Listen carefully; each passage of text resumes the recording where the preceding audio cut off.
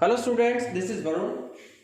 In polynomials, we have studied about the relationship between zeros and coefficients of quadratic polynomial.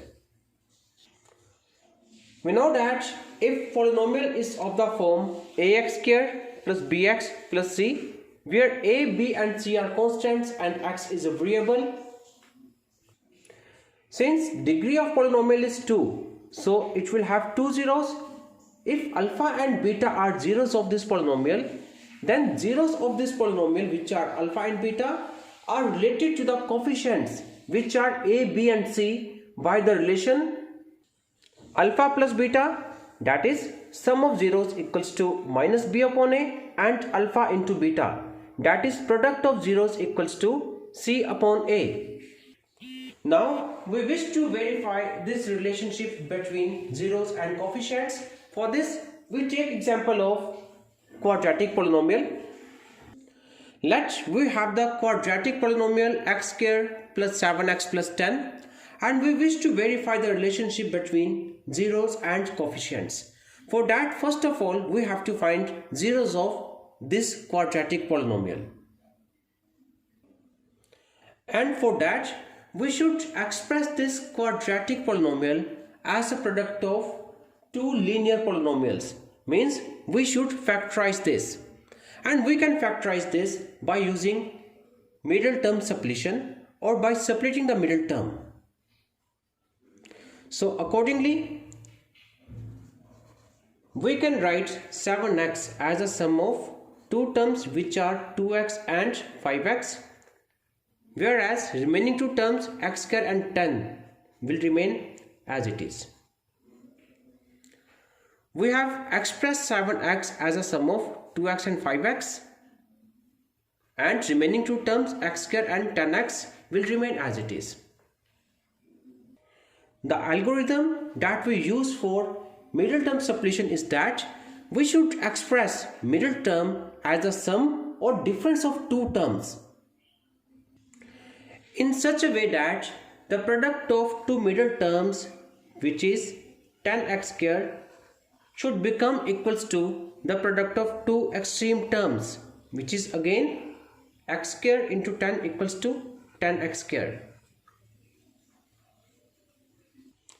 By following same, we express 7x as a sum of 2x and 5x, so that product of these two 10x square is equals to product of two extreme terms, which is 10x square. In next step, we have to take common factors from first two terms and from next two terms. From x square and 2x, we can take x common, and inside the bracket we left with x plus 2. In the same way, from 5x and 10, we can take 5 common, such that in brackets we left with x plus 2. Now from this expression and from this expression, from these two expressions, we can take x plus 2 common, and after taking x plus 2 common from first expression we left with x, so we write x here, plus from second expression we left with 5. That is how we have factorized x square plus 7x plus 10 as the product of x plus 2 and x plus 5. And we know that by zero of the polynomial, we mean that value of variable, here variable is x, we mean that value of x for which the value of polynomial becomes 0, and the value of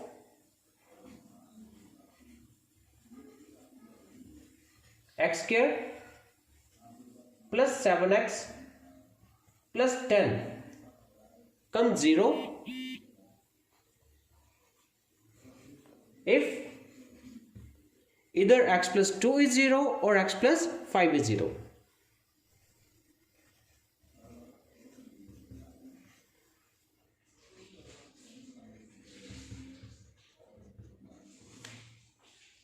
If x plus 2 is 0, then the value of x will become minus 2, and if x plus 5 is 0, then the value of x will become minus 5.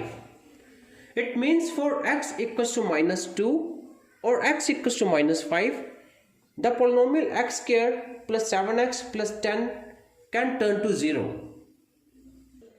So minus 2 and minus 5 are zeros of given polynomial. After finding zeros of the polynomial, we need to verify the relationship between zeros and coefficients. Now, sum of zeros is, that is, sum of minus 2 and minus 5. So we write sum of zeros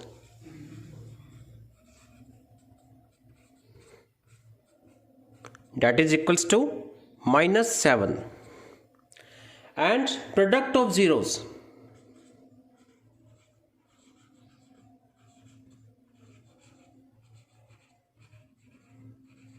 that is equals to the product of minus 2 and minus 5 that is equals to 10.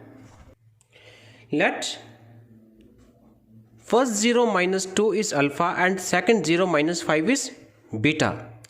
So from here we can see that alpha plus beta equals to minus 7 and alpha into beta equals to 10.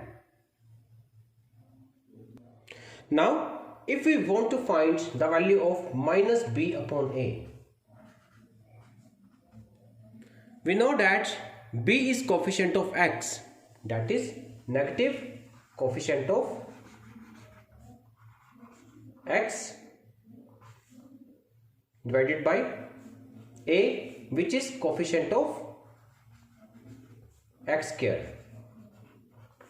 So it will become minus coefficient of x is 7 and coefficient of x square is 1. It means the value of a is 1, b is 7 and c is constant term which is 10. So accordingly value of minus b upon a will become minus 7. In the same way, if we wish to find the value of c upon a, it will become constant term divided by coefficient of x square, that is 10 upon 1, which is equals to 10. Here we have found that alpha plus beta equals to minus 7, means sum of 0 is minus 7 and alpha into beta equals to 10, that is product of zeros equals to 10. And further we have found that minus b upon a is also equals to minus 7. From here we can conclude that alpha plus beta equals to minus b upon a. Similarly, c upon a is also equals to 10. So from here we can conclude that c upon a equals to alpha into beta. So we have verified that sum of zeros is equals to minus b upon a and product of zeros equals to c upon a. This is how we can verify the relationship between zeros and coefficients of a quadratic polynomial. Similarly, we can verify the relationship between zeros and coefficients of the polynomials with higher degrees. Now next we see that how to find the polynomial when its zeros are given to us. And we will start with quadratic polynomials. If we are asked to find the polynomial whose zeros are minus 2 and 3, since given polynomial has two zeros, then obviously it will be a quadratic polynomial. And we know that in quadratic polynomial we consider zeros as alpha and beta. So let us suppose that alpha is minus 2 and other 0, 3 is expressed by beta. Let alpha and beta are zeros of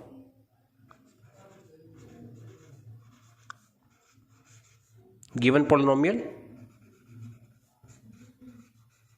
and accordingly we consider that alpha is minus 2 and beta is 3. Now first we will find sum of zeros, that is alpha plus beta. So that will become minus 2 plus 3, that is equals to 1.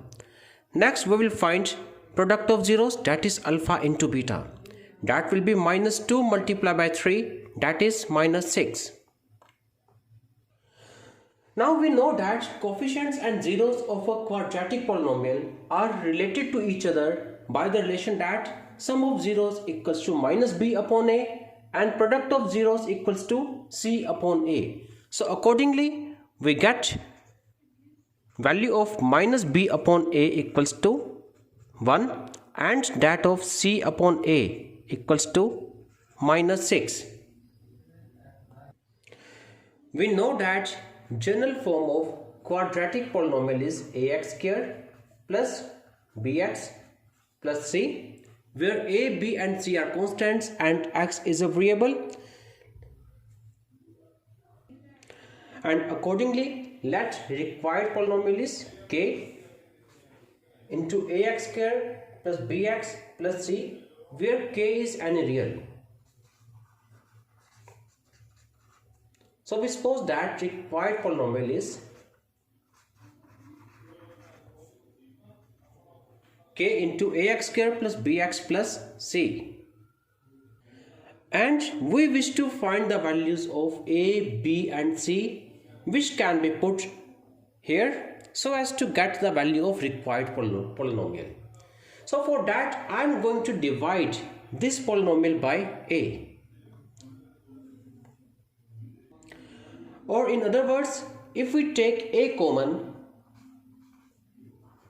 then we get k into a inside the bracket x square plus b upon ax plus c upon a. K is a real number, a is also a real number. Then obviously the product of k and a, it will also be real. So let us write this as k only. Bracket start x square. Now we already have found the value of b upon a and c upon a. From here b upon a is minus 1 and c upon a is minus 6. So on substituting for b upon a and c upon a, the polynomial will become like this, or it can be written as k into x square minus x minus 6. This is the required polynomial.